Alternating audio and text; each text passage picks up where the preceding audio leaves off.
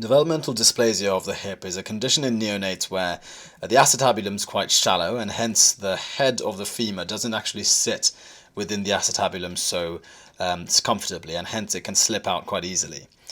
It's usually picked up at the neonatal screening examination, where Barlow and Ortolani maneuvers are performed, and that's essentially a test to see whether the hip joint can actually be dislocated fairly easily. If there is any suspicion of DDH, then an ultrasound scan should be arranged for 6 weeks' time.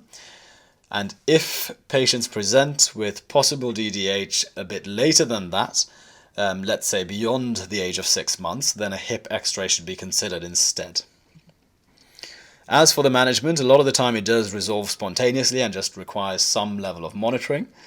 In other cases, something called a Pavlik harness can be used, which essentially holds the infant's hips in a flexed position, and it helps basically burrow the head of the femur into the acetabulum, and given that they are newborn and they are quite plastic and malleable in general, it will allow the acetabulum to sort of form a bit more depth to it and allow the hip joint to stabilize.